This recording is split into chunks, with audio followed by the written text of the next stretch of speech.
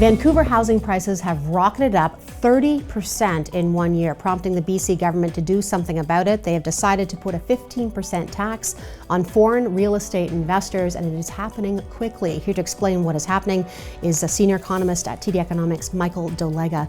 Nice to see you. And there's a whole lot here I want to talk about. There's the 15% tax they've announced. They've announced an investment into a housing property initiatives fund. They've announced no more self-regulation for realtors, and a vacancy tax is coming. But it's the 15% tax that people are really focused on. Why? Well, that's the big one. Obviously, it's a significant amount, of tax that is being imposed on foreigners. And again, it's that selection of foreigners that is really grabbing a lot of attention as far as what's been happening. You mentioned 30% increase. A lot of that is thought of as being driven by foreign demand and capital inflows into the BC market.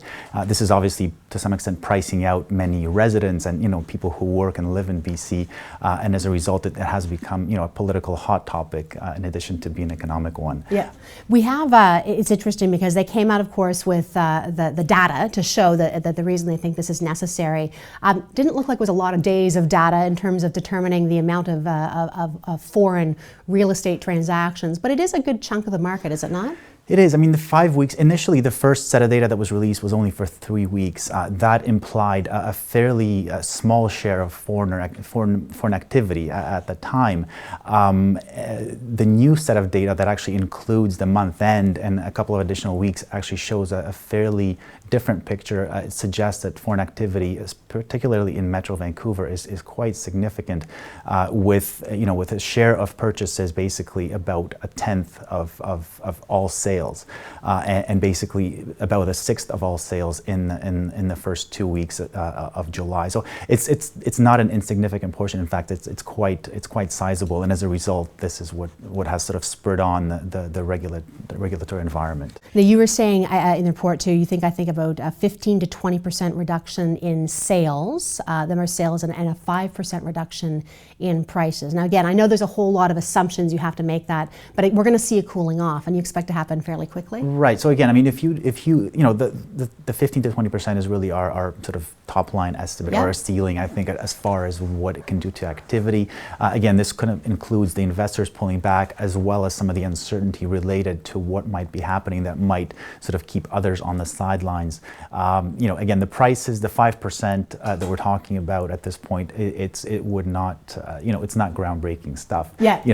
Prices have gone up by 30 last year. So now you're going to be up 25%. You really, exactly. So, not a lot of people are going to be losing sleep over it, I don't think.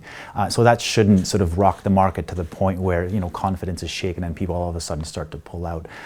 So again, I think it's going to be relatively muted. However, there will be a one-time impact on investors, and then I think gradually things will come back, and ultimately we do expect, there'll be a cooling off, but not a collapse whatsoever in the Vancouver market. And we've seen this in other markets and other jurisdictions. I mean, this has happened around the world, in Australia, in Hong Kong, in Singapore, where they've done something like this. Yeah. Let me ask you though about the domino effects in either like geographies or close places.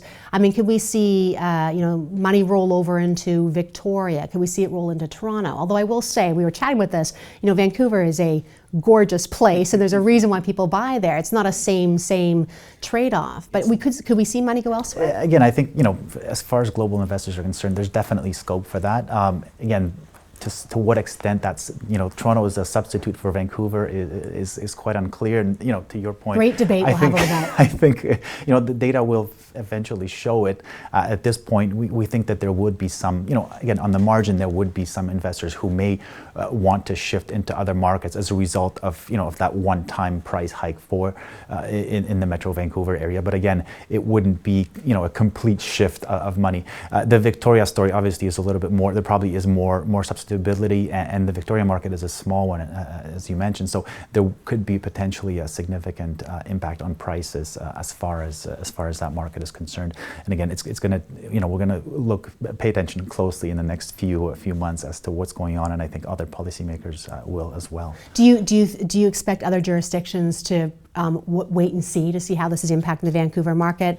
Or do you expect them, they might have to move a little more quickly perhaps than they were thinking before? I mean, this is what I think everyone's asking right now. Yeah, I mean, ultimately, I think that they're definitely in the planning stages. They're definitely looking at these measures. They're definitely looking at what is available to them, what has to be done, just so they can sort of hit the ground running. Should they choose to actually pursue it?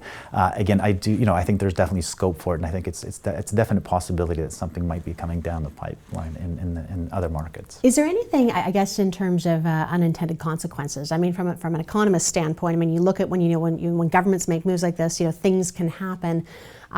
Yes, it can make housing more affordable. That is the hope for people in Vancouver. The other side, could it impact people's spending? Could it impact their, how they're feeling about their home equity and therefore, the wealth effect, so to speak? Again, it depends on, to some extent, how much prices do fall. If that, price decline is limited, it should be relatively, insulated from that perspective. However, the uncertainty and the sort of the messaging that, that the government is sending as far as foreign investment, there could be implications that are sort of more far-reaching that, that might sort of be longer term in nature. So again, there's definitely a lot of scope for spillovers that might be negative. However, at this point, we do think that things are still looking relatively okay. Michael, great information. Thank you so much for joining us. Thanks for having me. Michael Dolega, he's a senior economist with TD Economics. I'm Kim Parley. Thanks so much for watching.